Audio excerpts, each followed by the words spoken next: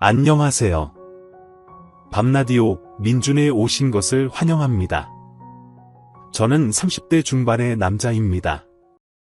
얼마 전 결혼을 했고 지금은 달콤한 신혼생활을 즐기며 행복하게 지내고 있습니다. 사실 어릴 적엔 제 인생의 결혼이란 상상조차 하지 않았죠. 집이 너무 가난해서 미래를 꿈꿀 여유도 없이 하루하루를 바쁘게 살았으니까요.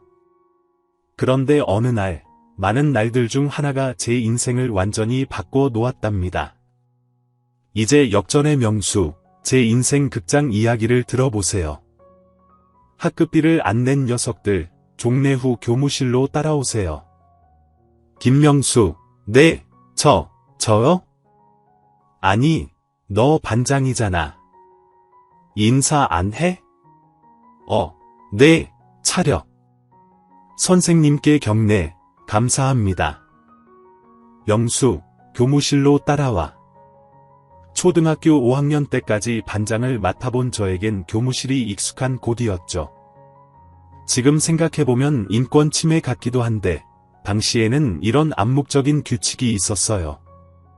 공부 잘하고 집에 돈 많은 학생들, 선생님께 예쁨 받는 학생들은 주로 교무실을 청소했지만, 말썽 피우는 학생들은 자주 화장실 청소를 하곤 했죠. 저는 그게 불공평하다고 생각했어요. 그래서 복도에 있는 건의함에 익명으로 건의문을 넣었죠. 내용은 이러했어요. 청소를 공평하게 나누어 주세요. 교실과 교무실 화장실 청소를 돌려가며 해야 합니다. 말썽을 피운 학생에게 벌로 화장실 청소를 시키는 것은 학생 선도에 도움이 되지 않습니다. 그랬더니 선생님이 제 글씨를 알아보시고 이거 너잖아. 익명 건의함이라고 생각했는데 내가 너의 글씨를 모를 줄 알았냐? 또 이런 건의할 녀석이 너 말고 누가 있냐? 내가 뭐가 불만이냐? 라고 하셨어요. 명수야, 너는 맨날 교무실 청소를 하잖아. 내가 언제 화장실 청소를 했다고? 변소 청소는 어쩔 수 없이 시키는 거고 할 만한 애들이 하니까 하는 거야. 그게 너랑 무슨 상관이냐? 내가 이제 내년이면 6학년이 되고 곧 중학생이잖아. 우리 지역 최고 명문 중학교도 갈 거고. 쓸데없는 일에 신경 쓰지 말고 공부에 집중해. 네. 알겠습니다. 그럼 이 일은 없었던 일로 하죠. 너랑 상의해서 결정한 거다.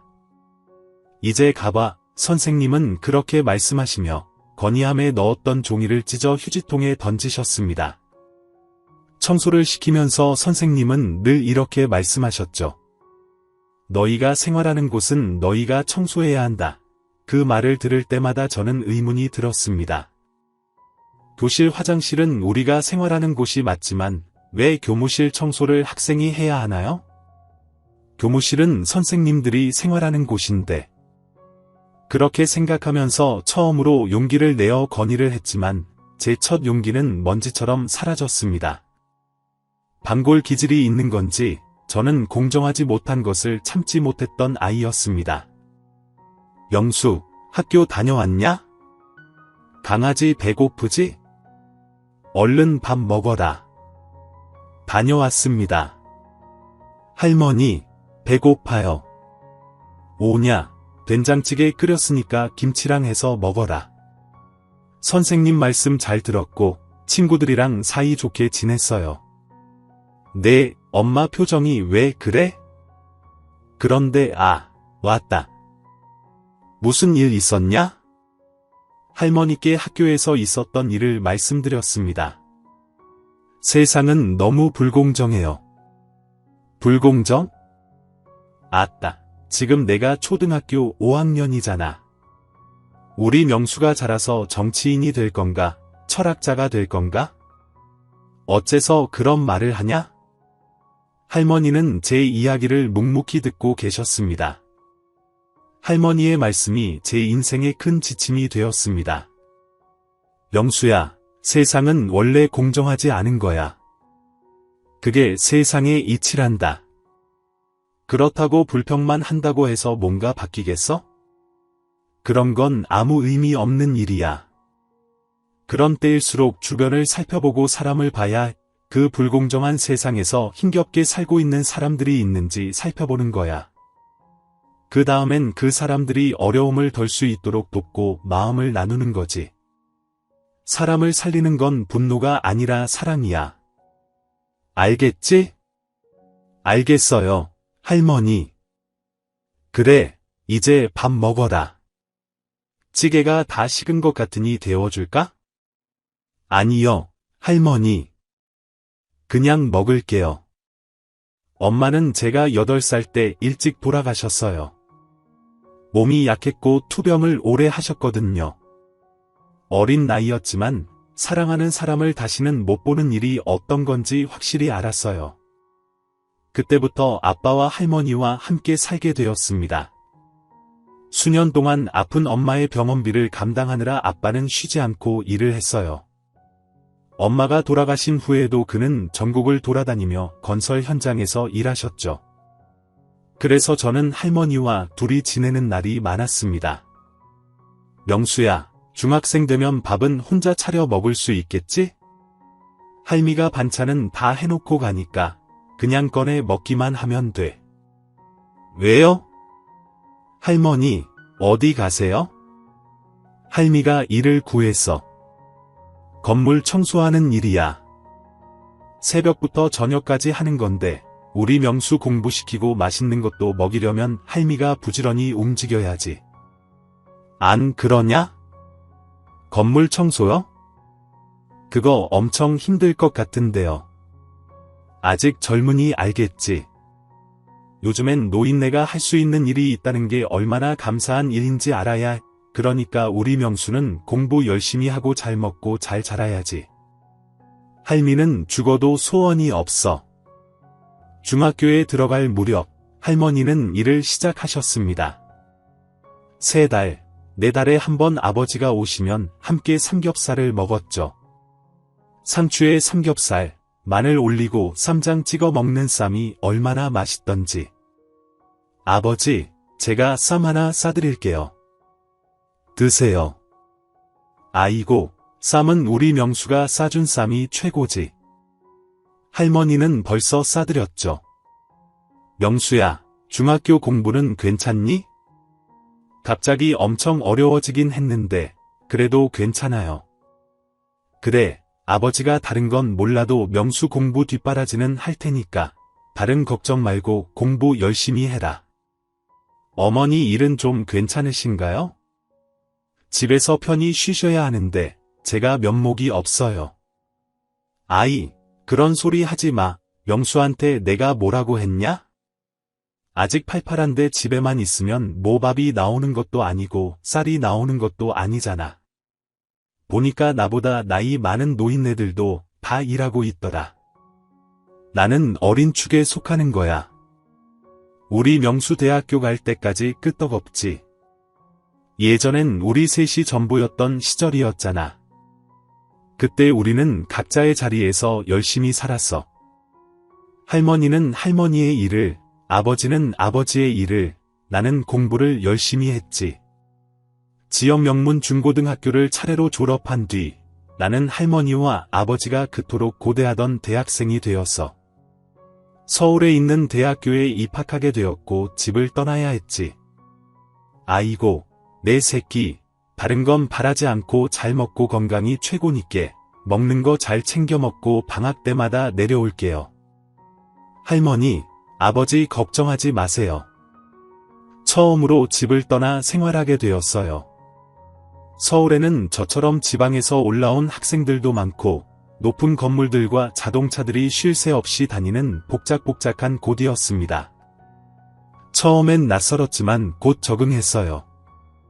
대학에 가서 공부를 열심히 하는 한편 과외를 시작해서 용돈도 벌 수 있었습니다. 방학이 되면 할머니가 계신 집으로 갔고 아버지도 때에 맞춰 오셨습니다. 저까지 돈을 벌다 보니 달라진 게 있었어요. 어렸을 때는 세 식구가 모이면 삼겹살을 먹곤 했는데 이제는 소고기를 먹게 되었어요. 우리 손자가 서울에 있는 대학교 다니고 또 학생들도 가르친다니 출세했구나. 이렇게 소고기를 다 먹고 나니 애비야, 내 어머니는 이제 일은 쉬셔도 될 것 같아. 제가 버는 것도 있고 명수는 과외에서 자기 생활비는 벌어 쓰잖아요. 맞아요. 할머니, 이제 청소 일 그만하세요. 너무 힘드실 거예요. 그래, 요 며칠은 집에 오면 팔다리가 너무 쑤셔서 이제 진짜 나이 든 게 아닌가 싶기도 해. 그래도 우리 손자 대학 보냈으니 이거 하나로도 나는 감사하다는 마음이야. 다 할머니와 아버지 덕분이지. 방학이면 친구들은 여행 다니고 노느라 바쁘다고 했어요. 저도 바빴죠. 방학 동안은 과외를 더 열심히 하면서 짬을 내서 고향 집에 가서 할머니와 시간을 보냈습니다. 그때까지 연애도 한번 못 해보고 바쁘게 살았죠. 그러다가 드디어 올 것이 왔습니다. 입영 통지서가 왔고 미룰 이유도 사유도 없어서 다음 학기를 휴학하고 입대를 하기로 했습니다. 입대하는 날 아버지와 할머니가 오셨습니다. 아버지는 많은 말을 하지 않으셨지만 표정에는 근심이 가득했고 할머니는 내내 울기만 하셨죠. 할머니, 울지 마세요. 남들 다 가는 군대, 나만 가는 것도 아닌데 건강하게 다녀올게요. 그리고 휴가 때마다 집에 올게요. 휴가 나오면 함께 맛있는 것도 많이 먹어요. 그럼 다녀오겠습니다. 충성. 이등병, 일병 때는 많이 힘들었는데 상병이 되니 후임도 생기고 시간도 생기더라고요. 그리고 상병 말이 되니 사회로 돌아갈 생각을 하게 되었어요. 시간을 버리지 말자며 운동도 열심히 하고 책도 읽으면서 지냈습니다. 시간이 더디게 흘러가는 것 같았지만 어떻게 시간을 보내는가는 내 선택이니까 부지런히 지내려고 노력했죠. 마지막 휴가, 저녁을 앞두고 기쁜 마음으로 전화를 했는데 할머니가 전화를 받지 않으셨어요. 아버지에게 들은 소식은 너무 충격적이었습니다. 명수야, 병원으로 와라. 할머니께서 돌아가실 것 같다. 사실 군대 입대할 때까지는 건강하셨던 할머니께서 그 1년 전부터 건강이 많이 악화되셨었죠. 휴가 때 병원을 모시고 가는 일이 잦았고 맛있는 거 먹으러 모시고 가도 많이 드시지 못할 때가 많았죠. 전역을 하고 나면 복학하기 전까지 아예 고향에 있으면서 할머니와 많은 시간을 보내야겠다고 생각하고 있었습니다. 쏟아지는 눈물을 간신히 참으며 말년 휴가를 나오자마자 병원으로 달려갔습니다. 수야, 명수야, 우리 명수는 심성이 너무 곱고 바르게 컸는데 험한 세상을 어떻게 살아갈꼬. 명수야, 할미 말 명심해라. 그래도 사람을 살리는 건 사랑밖에 없다. 할머니는 그 말을 끝으로 눈을 감으셨습니다. 가난하고 늘 빠듯한 삶이었지만 주변 사람들에 대한 관심과 사랑을 아끼지 않으셨던 할머니. 어렸을 적 일찍 어머니를 잃었던 저에게 할머니는 너무 큰 존재였습니다. 말년 휴가 기간 동안 장례식을 치렀고 영정사진 속 환히 웃고 계신 할머니를 보면 후회가 가득 밀려왔습니다. 맛있는 것도 더 많이 먹이고 좋은 곳도 함께 다녔을걸. 서울에 가서 공부하고 과외하며 바쁘다는 핑계로 방학 외에는 자주 찾아뵙지 못했던 것이 후회로 남았습니다. 8살 때부터 지금까지 할머니의 모든 삶이 저를 위한 것이었고 할머니는 하나밖에 없는 손자를 위해 돌아가실 때까지 이를 놓지 못하셨죠. 어머니, 고생만 하시다가 불효자인 아들을 용서하세요. 아버지에게도 남은 후회와 미련이 있었고 저 역시 마찬가지였어요. 할머니를 보내드린 후 전역을 하고 복학했습니다. 아버지는 여전히 전국을 떠돌며 일을 하셨고 저는 4학년이 되어 본격적으로 사회에 나가야 하는 시기가 다가왔습니다. 졸업 준비와 동시에 취업 준비를 시작했어요. 스터디 같이 할래? 취업 스터디야. 정보 교류도 하고 자기소개서 같은 것도 서로 봐주고 모의 면접도 하고 혼자 하는 것보단 낫지 않겠냐?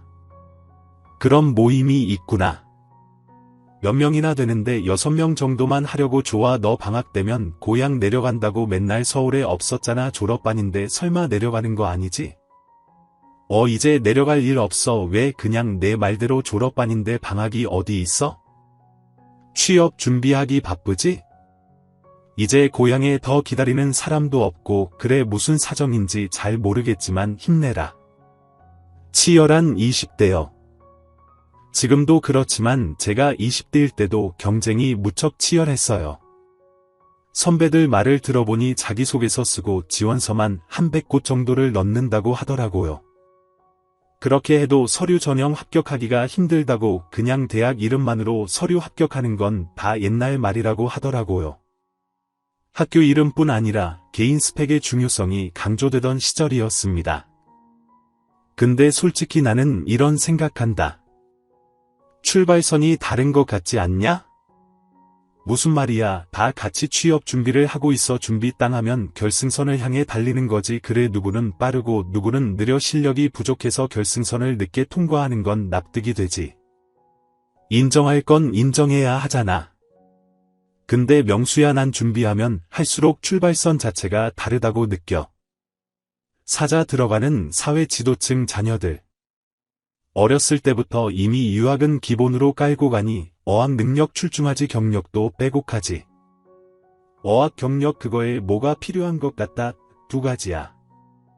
부모님 직업 그리고 돈 이 두 가지가 갖춰지면 출발선이 다른 거지. 한 50m 정도는 앞에서 출발해야 한다고 해야 하나? 그게 끝일까? 무슨 말이야. 출발만 그냥 앞에서 하는 것도 아닌 것 같아. 우린 맨발로 달린다면 그렇지. 너도 그렇게 생각하는구나. 우리가 맨발의 청춘 열심히 찍을 때 출발 일찍 한 애들은 뛰지도 않아요. 그럴 필요가 없거든. 신발에 날개를 달아도 되고 아님 그냥 스포츠카 타고 달려도 돼.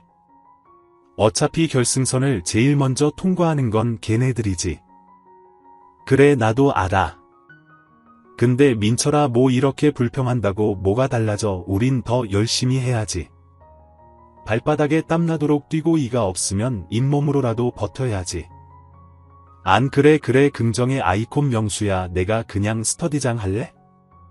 너만큼 성실한 녀석도 없다. 우리 명수 역전의 명수가 되기를 이 영화가 응원한다. 파이팅! 일주일에 한 번 친구들과 취업 스터디 모임을 할 때 그때가 유일하게 사람 만나서 말을 했던 날이었던 것 같아요.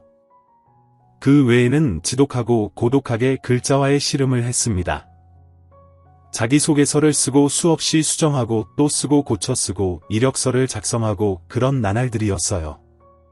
선배들이 지원서만 100곳 정도 넣는다고 들었는데 저는 사실 50여 곳에만 지원을 했습니다. 조금 자만했던 것 같기도 한데 붙어도 안 갈 회사는 그냥 넣지 말자 이런 생각이었던 것 같아요. 대기업 중심으로 지원서를 넣었습니다. 명수 정도면 그래도 서류는 다 되지 않을까? 자기소개서 훌륭하더라. 우리 명순이가 그냥 친구라 좋게 보는 거지. 빡세다 빡세 퇴원한 척했지만 지원했던 회사들에서 1차 서류부터 탈락하다 보니 점점 초조해지더라고요. 스터디 모임 친구 녀석들이 서류 통과를 하고 면접을 본다는 이야기를 들으면서 점점 자신감도 떨어지고 있었어요. 그때 처음으로 만취할 때까지 술도 마시고 목표가 너무 높았던 건가. 눈을 좀 낮춰야 하나 그런 생각이 들더라고요. 야, 너 아직도 자냐? 거기 오늘 1차 서류 전형 발표 날이잖아. 연락 안 왔어. 전날 잔뜩 취해 뻗었다가 친구의 전화에 눈을 떴습니다. 가고 싶었던 기업 중 한 곳이었는데 이미 서류 탈락을 많이 했던 터라 기대감도 안 들더라고요. 그래도 확인은 해야겠다 싶어 컴퓨터를 켜고 지원 번호를 입력했죠. 그런데 컴퓨터 화면에 뜬 문구의 진짜 숙취가 확 깨는 느낌이었어요. 김명수님은 1차 서류 전형에 합격했습니다. 2차 면접 및 적성 검사는 야 민철아 나 됐어. 진짜 축하한다. 명수야 너 될 줄 알았어. 대박. 면접 언제야? 일주일 뒤. 면접 준비 빡세게 해야겠네. 도움 필요하면 이야기해라. 같이 준비하던 친구 녀석에게 알린 뒤 조심스럽게 아버지에게 소식을 전했어요. 아버지는 당시에 지방에 계셨는데 면접일이 언제냐고 물으시더군요. 아버지가 주말에 올라갈게 내 주말에요. 면접 보러 가야 한다며 면접 볼 때 입을 양복 하나는 있어야지 네. 아버지 면접 전 주말 아버지는 지방에서 올라오셨고 저에게 백화점에 가자고 하시더군요. 아버지 백화점은 너무 비싸요. 그냥 아웃렛 이런 곳 가도 돼요. 두고두고 입을 건데 좋은 거 하나 사서 오래 입는 게 아끼는 거다. 그래도 너무 비싼데 할머니께서 예전부터 모아두셨다. 너 나중에 취업할 때 양복해 입으라고 모아두신 돈이 있어. 아버지도 조금 보태고 그날 처음 아버지와 함께 신촌의 백화점을 갔어요. 학교가 근처여서 백화점을 자주 보기는 했지만 뭘 사러 들어간 것은 처음이었죠. 남성복 코너로 가서 여러 옷을 입어보았습니다. 아버지께서 제 몸에 딱 맞는 단정하고 깔끔한 옷, 짙은 남색 양복과 와이셔츠, 넥타이까지 사주셨습니다. 아버지 저 아직 넥타이 매는 법을 잘 몰라요. 자 여기 서봐라. 할머니가 계셨다면 얼마나 좋아하셨을까? 최종 합격도 아닌데요. 잘할 거다. 너무 부담 갖지 말고 평소 하던 대로 잘하고 와라. 양복 입은 걸 보니 요 녀석 진짜 어른이 다 된 것 같다. 거울 앞에서 아버지가 손수 넥타이를 매주고 방법도 가르쳐 주셨지요. 그날은 오래도록 잊지 못할 것 같습니다. 그렇게 주말을 보내고 월요일이 면접 날이었어요. 전날 반듯하게 다려놓은 셔츠를 입고 양복 넥타이까지 하고 집을 나섰습니다. 아침에 일어날 때부터 날이 흐린 게 날씨가 좀 심상치 않은 것 같더라고요. 비가 올 것 같은 느낌에 장우산을 챙겨 일찍 나섰습니다. 지하철 안에서도 면접 연습을 하며 준비했던 말을 계속 되뇌고 있었어요. 그리고 회사가 있는 역에 도착을 해서 내렸습니다. 계단을 올라가는데 빗소리가 시원하게 들리더라고요. 엄청 쏟아지네. 다행스럽게 회사와 역은 그리 멀지 않았습니다. 조심조심 걸으면 비도 많이 안 맞을 것 같았어요. 우산을 쓰고 지하철역을 벗어나 걸어가고 있을 때였습니다. 역 근처에서 한 할머니가 비를 맞으며 폐지를 가득 실은 수레를 끌고 있는 게 보였어요. 비가 너무 많이 내렸고 할머니는 빗물인지 눈물인지 땀인지 알 수 없는 물로 흠뻑 젖은 상태였어요. 시간을 확인했습니다. 일찍 출발한 덕분에 면접 시간까지는 아직 여유가 있었지요. 저는 할머니에게 다가가 우산을 씌워드렸어요. 할머니 어디까지 가세요? 뭐라고? 비가 너무 많이 오는데 우산 없으세요? 어디까지 가세요? 우산 없어. 저 골목까지 가야 하는데 비가 이렇게 쏟아지네. 아이고 폐지가 다 젖어서 어쩌나? 제가 옮겨드릴게요. 우산만 잡아주시겠어요? 할머니가 옆에서 우산을 씌워주고 저는 수레를 끌었습니다. 우산을 썼지만 워낙 세차게 내리는 비라 금방 옷이 젖었지요. 골목에 들어설 무렵 덜컹하는 소리가 들렸어요. 골목 안 움푹 파인 곳에 그만 수레에 바퀴가 걸렸어요. 힘을 주어 수레를 끌어도 꼼짝도 하지 않더라고요. 끙끙대다가 수레 뒤로 가서 바퀴를 들어 올렸습니다. 아이고 총각 피 다 맞아서 어떡해? 역차들였다. 할머니 빠졌어요. 제가 다시 끌어볼게요. 그때는 서둘러 걸린 바퀴를 꺼내 수레를 옮겨야겠다는 생각밖에 없었던 것 같아요. 수레를 열심히 끌어 분리수거장까지 도착했어요. 할머니에게 수레를 넘겨드리자 할머니가 한동안 지그시 저를 바라보았죠. 이 비를 다 맞아서 이걸 어쩐데 어디 중요한 일 보러 가는 거 아니었나? 총각 그때 정신이 퍼뜩 들어 시간을 확인했어요. 다행스럽게도 면접 시간까지는 아직 여유가 있었습니다. 요 앞에 회사에 면접 보러 가는 길이었어요. 늦지는 않아서 이제 가면 될 것 같아요. 땡땡 기업에 가는 길인가? 내 맨날 지나다니는 길이라 잘 알지 네. 서류 통과해서 오늘 면접을 보게 되었어요. 그칠 것 같지 않은 비인데 이 우산 받으세요. 전 금방 뛰어가면 되니까요. 저렇게 쫄딱 젖어 어떡하나? 아이고 고맙네. 총각 도와줘서 고마워. 안녕히 가세요. 저는 서둘러 골목을 빠져나와 회사 건물로 달려갔습니다. 면접장에는 늦지 않게 도착했지만 이미 머리부터 발끝까지 쫄딱 젖은 상태였죠. 두리번거리면서 화장실을 찾았습니다. 휴지로 얼굴과 머리를 대충 닦고 내무새를 다듬고 나왔어요. 이 상태로 면접을 볼 수 있을까? 그 짧은 시간 이 정도까지 젖을 줄은 몰랐거든요. 조금 걱정이 되었어요. 로비로 나와 안내데스크로 갔습니다. 저 오늘 면접을 보러 왔는데 대기하는 곳이 어딘가요? 면접 보러 오셨다고요? 안내 담당 직원은 의구심 가득한 눈으로 저를 훑어보더군요. 그때였어요. 어디선가 무전기를 들고 있는 보안 요원들이 저에게 달려왔죠. 어떻게 오셨습니까? 저 오늘 면접을 보러 이쪽으로 오시죠. 보안 요원들에게 둘러싸여 저는 한 대기실로 가게 되었어요. 옷이 다 젖어 소파에는 앉을 수도 없겠더라고요. 면접 보러 오셨다고 하셨죠? 지원번호가 어떻게 되시죠? 제가 확인해 보겠습니다. 잠시 여기서 대기해 주세요. 시간이 얼마나 흘렀을까? 저를 이곳으로 데려온 보안 요원이 다시 들어오더니 곤란한 표정을 지으며 말했습니다. 지원번호 확인했습니다. 오늘 면접일이 맞더군요. 그런데 지금 지원자 상태로 면접을 보기는 힘들 것 같습니다. 비를 너무 많이 맞으셨네요. 물이 뚝뚝 떨어지는데 면접장에 다른 지원자들도 있고 피해가 될 것 같아서요. 저 물기를 닦긴 했는데 그래도 어려울까요? 대기 시간이 조금 더 있으면 어떻게든 최대한 말려보겠습니다. 안 됩니다. 날씨 확인 안 하셨어요? 비가 이렇게 내리는데 우산 정도는 준비를 하셨어야죠. 안타깝지만 오늘 면접은 못 보게 되었습니다. 여기서 옷 조금 말리고 돌아가시죠. 보안 요원들이 문을 닫고 나가자 갑자기 다리에 힘이 다 풀려서 그대로 주저앉아 버렸습니다. 내가 무슨 일을 한 거지? 50건 넘게 넣은 지원서 처음으로 연락이 온 회사였는데 간신히 통과한 1차 서류 전형 어떻게 얻은 면접 기회인데 허탈한 마음이 밀려왔어요. 대기실에는 아무도 없었고 그냥 그 자리를 나와야 했습니다.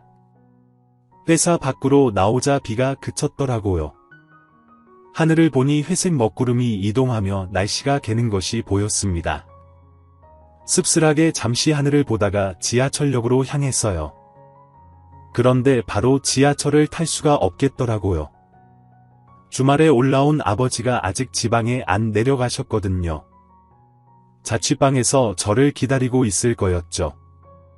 이렇게 쫄딱 젖은 채로 너무 일찍 집에 들어갈 수가 없었습니다. 역 주위를 방황하다가 저는 사우나로 향했습니다. 뜨끈한 탕에 몸을 푹 담그고 나니 노골함이 몰려왔죠. 구운 달걀이랑 바나나 우유 하나요? 네, 여기 있습니다. 회사 점심시간에 들리셨나?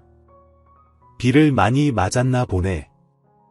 아까 보니 양복이 그냥 쫄딱 젖었던데 예, 어디 회사 다녀요? 땡땡기요. 아니요.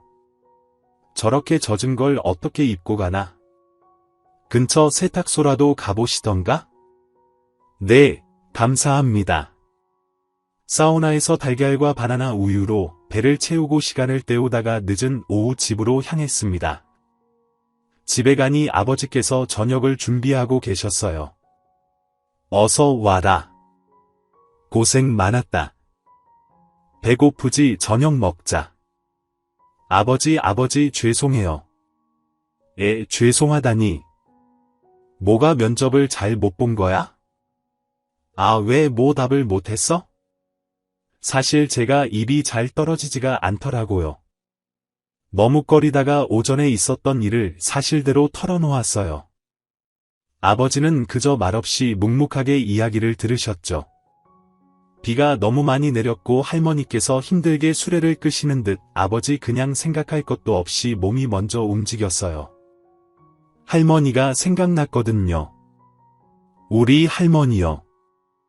저렇게 연세가 많으신데 그 비 오는 날 몇 푼 벌겠다고 폐지 줍고 수레를 끄는 그 할머니를 그냥 지나칠 수가 없었어요. 그래 마음은 괜찮냐? 속상하고 허탈해요. 그렇지만 후회는 없어요. 똑같은 상황으로 다시 돌아간다고 해도 똑같이 했을 것 같아요. 아마도요. 그럼 됐다. 후회가 없으면 된 거지. 서류 많이 넣었다며 이제 한 군데인데 앞으로 다른 곳에 기회가 또 있겠지. 너무 속상해하지 말아라. 얼른 밥 먹자. 아버지가 사준 양복인데 완전 새 양복인데 피를 너무 맞아서 그게 너무 죄송해요. 드라. 세탁소 가서 드라이 다시 맡기면 되지. 옷이 뭐 찢어지기라도 했니 상하기라도 했니 별일 아니다. 저녁을 먹은 뒤 저는 일찍 잠이 들었습니다. 아침에 눈을 뜨니 아버지께서는 이미 지방에 내려가신 뒤였어요. 쪽지 하나를 남겨두셨죠? 골목 우리 세탁소에 양복 맡겨뒀었다. 3일 뒤에 찾으라고 하더라. 잘 챙겨 먹고 힘내라. 취업 스터디 친구들한테도 연락이 왔지만 뭐라고 답장을 해야 할지 모르겠더라고요. 야, 면접 후기 좀 나눠줘. 질문 뭐였어? 뭐라고 답했어? 그냥 뭐 평범해서 장단점 소개해봐라. 우리 회사에 왜 지원했냐? 그런 거 그냥 준비한 답변했고. 그래 와, 너 여기 되면 좋겠다. 가고 싶은 곳이었잖아. 발표가 언제지? 왠지 느낌이 좋은데 너 되면 취업 턱 쏘는 거 잊지 마라. 알겠어, 고생해라. 그렇게 첫 면접 기회를 날리고 근 3일 동안은 폐인처럼 지냈습니다. 그 3일이 왜 이렇게 길던지 뭘 더 할 생각이 안 들더라고요. 하지만 계속 이렇게 지낼 수는 없는 거였어요. 다시 다른 회사에 지원서를 넣고 또 이미 넣었던 곳 1차 합격 결과를 살펴보고 있을 때였죠. 그때 먼저 넣었던 회사 1차 합격했다는 연락을 받았습니다. 면접은 일주일 뒤. 친구들한테는 솔직히 말하지 못했지만 일주일 뒤 보게 될 면접이 첫 면접인 것이었습니다. 제일 가고 싶은 곳은 아니었지만 일단 면접을 잘 보는 게 중요하다고 생각했어요. 그때 모르는 번호로 전화가 오더라고요. 원래 모르는 번호는 잘 받지 않았지만 취업이 절실할 그즈음엔 뭐라도 놓칠까 싶어 전화를 열심히 받았었죠. 여보세요, 김병수 씨. 네, 맞는데요. 누구시죠? 자네가 김복동 할머니에게 우산을 드리는 친구인가? 네, 김복동 할머니요. 김복동 할머니가 누구신데요? 며칠 전 비 오는 날 땡땡 기업 앞에서 할머니에게 우산을 준 친구가 자네 맞나? 아, 네, 맞습니다. 왜 그러시죠? 누구세요? 나는 땡땡 기업 회장일세. 네, 회장이라고요. 자네 집이 어딘가 이력서에 적은 주소에 사는 거 맞나? 지금 그쪽으로 차를 보낼 테니 그 차 타고 회사로 오게나. 무슨 말씀이신지 전 정말 누가 장난을 치거나 아니 무슨 사기를 당하는 줄 알았어요. 그런데 40분 뒤 정말 저희 집 앞에 검은색 승용차가 서 있는 거예요. 어안이 벙벙해서 창밖을 보고 있는데 검은 양복을 입은 사람이 내려 초인종을 누르며 저를 쳤더라고요. 낡은 다세대 주택에 새 들어 살고 있었는데 그 건물의 김명수는 저 하나였죠. 허겁지겁 대충 옷을 입고 나갔더니 운전기사분이 저에게 깍듯하게 인사를 하더군요. 회사로 가시죠 회장님. 이 사장님께서 기다리고 계십니다. 회장님, 이 사장님이요. 순간 어디 납치라도 당하는 게 아닐까 생각이 들었지만 기사가 명함을 보여주고는 저를 안심시켰죠. 그렇게 회사에서 보낸 차를 타고 며칠 전 제가 면접을 못 보고 돌아왔던 그 회사에 도착했습니다. 주차장에 차를 세우고 나니 그날 저에게 그냥 돌아가라고 했던 그 보안요원이 다가와서 말했어요. 저랑 함께 가시죠. 제가 안 나가겠습니다. 엘리베이터 안에 깔린 카페트이며 어찌나 고급스러운지 그것도 일반 사원들이 타는 엘리베이터도 아닌 것 같았습니다. 한참을 올라간 저는 복도 끝에 있는 방에 들어갔습니다. 들어가서 소파 상석에 앉아있는 할머니 책상에 있는 명패를 본 순간 저는 입이 쩍 벌어졌습니다. 김복동 이사장. 정말이구나 얼어붙어 서 있는 저에게 회장님과 이사장님이 미소를 지으며 다가오더군요. 나 많이 놀랐지요. 이게 무슨 일인지 제가 면접을 보던 날 비가 세차게 쏟아지던 그날, 비를 쫄딱 맞으며 폐지를 줍던 할머니는 그 기업이 운영하는 재단 이사장으로 계신 분이었어요. 회장님의 어머니이자 노모이시기도 했죠. 놀라게 해서 미안하네. 커피차 없던 걸로 하겠나? 커피로 하겠습니다. 이 비서 여기 커피 한 잔 주게. 네. 회장님 아주 고전적인 방법이지만 이번 신입사원 채용을 앞두고 고민을 많이 했네. 진짜 인재는 누구일까? 어떻게 하면 인재를 알아볼까? 인재가 갖춰야 할 자질 중 가장 중요한 게 뭘까? 그런 고민을 했지. 요즘 세상이 참 빠르게 변하지. 우리 때는 한 회사에 뼈를 묻는다는 말이 흔했고 실제로 입사를 하면 퇴사할 때까지 우직하게 자리를 지켰지. 요즘은 성과급이다 뭐다 해서 경쟁을 부추기고 좋은 기회가 있으면 얼마든지 다니던 회사. 그만두고 이직을 하는 게 참 흔한 세상이지. 그게 나쁘다는 건 아니야. 좋은 기회를 쫓아가는 건 그 사람의 권리이기도 하니까. 지난 몇 년간 채용을 하면서 느낀 게 많았네. 이력서 자기소개서 이런 게 어디 한 공장에서 찍어내는 것처럼 다 똑같고 비슷비슷한 내용이라는 거야. 이력서 자기소개서야 직접 쓴 건지도 모르겠고 면접에서도 옥석을 가려내는 게 쉽지도 않았다네. 면접 때 하는 말도 비슷하지. 기회를 주신다면 뽑아주신다면 열심히 하겠다. 뭐 이런 말들 아니겠냐. 그 말을 믿고 뽑았지만 열심히 가르치고 또 적응하고 역량을 발휘할 때가 되었다 싶으면 그만둔다고 하는 경우가 많았어. 너무 치열한 경쟁에서 살아남기 위해 팀을 위해 헌신하기보다는 독단적으로 성과에만 매달리는 사람도 많이 보았다네. 비밀도 중요한데 중국에서 접근을 하면 그만두고 넘어가는 경우도 많더군. 수없이 논의를 하고 고민을 한 결과 나름의 답을 얻었지. 초심으로 돌아가자. 내가 회사를 처음 세웠을 때 그 마음으로 돌아가자는 것이었네. 가장 중요한 것은 인성이라고 생각하네. 우리는 그 인성을 면접 때 어떻게 알아볼 것인가가 관건이었지. 면접 연습이야. 취준생이라면 수도 없이 할 것 아닌가. 그 면접 때 태도를 보고 뽑았지만 실망한 경우도 허다했고 그래서 이번 채용 때는 다른 방법을 시도해보자는 결론에 다다랐고 그 아이디어를 낸 게 바로 나였다네. 믿기지 않지만 실제 저에게 일어난 일입니다. 그러니까 인성이 바른 인재를 알아보기 위해 모든 것을 계획한 것이었죠. 신입사원 면접 보는 날 김복동 할머니, 그러니까 이 사장님께서 직접 폐지를 줍는 노인으로 분의 수레를 끌고 거리에 나온 것이었습니다. 물론 그렇게 비가 세차게 내리는 건 계획에 없었다고 해요. 그저 회사 쪽으로 오는 양복을 갖춰 입고 긴장된 표정으로 다가오는 청년들에게 김복동 할머니께서 잠깐 도와줄 수 있느냐 도움을 요청하려는 계획이었죠.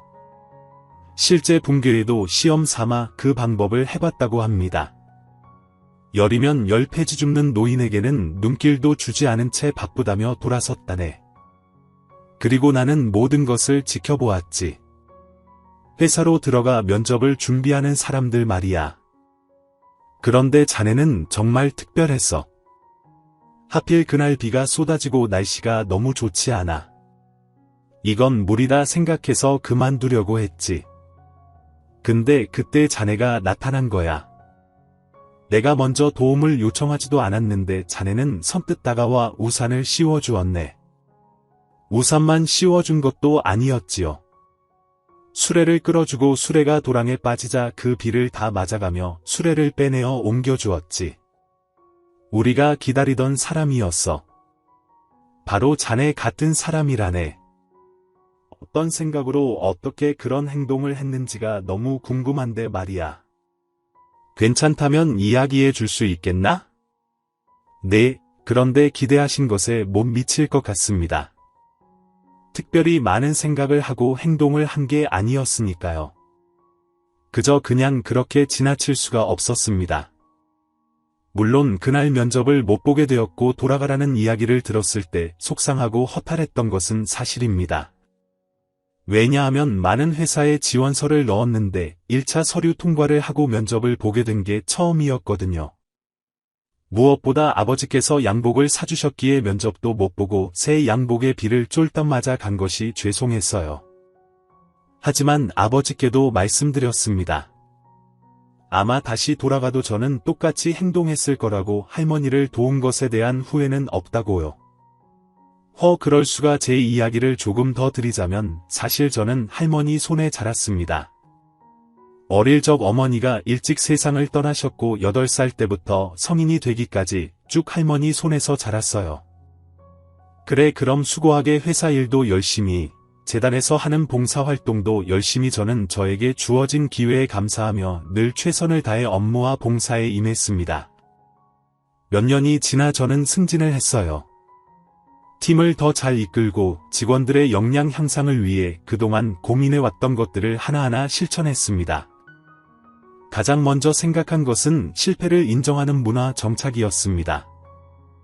회의 때 왜 다들 의견 말하기를 주저할까 생각해보면 우리나라 사람 특성상 잘 나서지 않는 것, 중간만 하자 같은 분위기도 한몫했지만 그보다는 어떤 결과가 나왔을 때 책임을 져야 한다는 부담이 큰 것 같았거든요. 누구나 실패를 할 수 있다고 생각해요. 그 실패를 디딤돌 삼아 교훈을 얻어 다시 앞으로 나아가는 것이 중요하다고 생각합니다. 실패로 인해 그냥 포기를 하는 것이 아니라요. 모두가 실패를 두려워하는데 가장 큰 이유는 쏟아지는 비난 때문이죠. 다시 나아가는 데에 있어 필요한 것은 비난이 아닌 격려라고 생각했습니다. 이를 하나하나 실천했고 팀 분위기가 달라지는 것을 보는 것이 무척 보람되게 느껴졌습니다. 올해 기업 인재상은 개발 1팀의 김명수 주임 축하합니다. 회사에서 사원으로 시작해 주임으로 승진한 지 1년 전은 기업의 인재상을 받게 되었습니다. 직무평가와 더불어 재단 봉사활동을 꾸준히 한 것에 대한 인정이었어요. 인재상을 받은 날 아버지께서 처음 맞춰주셨던 양복을 입고 단상에 올랐지요. 그리고 그 주 주말 아버지와 함께 오랜만에 할머니의 산소를 찾아갔습니다. 그새 자란 풀을 다듬고 할머니께서 좋아하시던 소고기 육전을 올렸어요. 어머니 편안히 쉬고 계시죠? 우리 명수가 왔어요. 할머니 저 원하던 회사에 합격했어요. 회사 생활도 잘하고 있고요. 어머니께서 보셨으면 참 좋아하셨을 건데 명수야 정말 자랑스럽다. 할머니께서도 그렇게 생각하실 거야. 다 할머니 아버지 덕분이에요. 할머니 보고 싶어요. 돌아가신 저희 할머니 그리고 평생을 쉼없이 일하셨고 지금도 일하고 계신 아버지께서 물려주신 유산 저는 정말 귀한 유산을 물려받았다고 생각합니다. 남들이 받는 그런 물질적인 것은 아니지요. 하지만 두 분은 그 무엇과도 바꿀 수 없는 귀한 가치 가르침을 제게 주셨어요. 사람을 살리는 것은 사랑이다. 어렸을 때부터 할머니께서 하시던 이 말씀을 평생 가슴에 새기며 살았습니다. 앞으로도 그렇게 살아갈 것이고요. 회사에서 꾸준히 일하며 시간이 흘러갔습니다. 아버지는 전국으로 일을 다니셨고 할머니는 연로하신 가운데 제 학비 뒷바라지를 하기 위해 일을 쉬지 않으셨어요. 그 쏟아지는 비 속에서 김복동 할머니, 아니 이 사장님을 뵈었을 때 할머니 생각이 많이 났습니다. 그런 사연이 할머님은 안녕하시고 그게 몇 년 전 돌아가셨습니다. 군대 전역이 코앞이었는데 전역 전 마지막 휴가 기간에 돌아가셔서 고생을 많이 하셨지만 자네같이 인품이 훌륭한 손주를 두셨으니 그리 키워내셨으니 편히 쉬고 계실 거라고 믿네. 감사합니다. 저희 할머니께서 늘 하시던 말씀이 있었어요. 그리고 유언이기도 했죠. 그게 뭔가 분노가 세상을 바꾸지 않는다. 세상을 바꾸고 사람을 살리는 것은 사랑이라고요. 두 분은 지그시 눈을 감으며 한동안 생각에 잠기신 듯 했습니다. 그 만남 이후 저는 그 회사에 특별 채용이 되었습니다. 테스트를 통과한 게 크지만 그 외에 이력서나 자기소개서도 훌륭하다네. 진심을 꾹꾹 눌러 담은 소개서였어. 앞으로 잘 부탁하네. 저는 제 전공을 살린 직무에 배치되었어요. 회사 생활이라 처음 몇 개월은 바짝 긴장을 한 채로 다녔던 것 같습니다. 실수를 하지 않기 위해 나 혼자 개인이 아닌 팀이 성과를 내기 위해서는 어떻게 해야 할까 신입이었지만 그런 부분에 대한 고민이 많았습니다. 팀장님께서는 1대1 멘토링과 1대1 면담도 제안을 드렸어요. 회의 때 눈치를 보느라 의견을 말하지 못하는 사람들이 많았는데 분위기를 유연하게 하는 것이 중요했지요. 팀 분위기가 좋아지자 자연스레 성과도 따라왔습니다. 기업에 취직을 했지만 김복동 이 사장님과의 인연은 계속되었어요. 이 사장님은 기업에서 운영하는 재단 이사장으로 계셨는데 그 재단에서는 노인 돌봄, 저소득층 아이들 후원, 연탄 나르기 봉사 같은 활동을 꾸준히 하고 있었거든요. 기회가 있을 때마다 저는 재단에서 진행하는 봉사활동에 꾸준히 참여했습니다. 특히 노인 돌봄 봉사에서 연로하신 어르신들 뵐 기회가 많았는데 짧은 시간이지만 식사를 챙겨드리고 대화를 나누고 하는 것이 저에게는 소중했습니다. 돌아가신 저희 할머니 생각이 많이 났거든요. 김명수 사원 겨울 오기 전 연탄 나르기 봉사도 참여할 건가? 그러며 이 사장님 무거운 짐 나르기도 제 특기 중에 하나입니다. 지원자가 많이 없을까 봐 걱정이네. 보람 있는 일이잖아요. 뜻이 있고 마음이 있는 사람들은 많이 참여할 겁니다. 그리고 30대 초반에 아내를 만나 결혼을 했습니다. 제 아내는 같은 회사 사람이에요.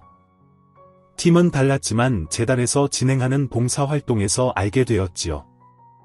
저만큼이나 재단 봉사활동에 열심인 사람이었습니다.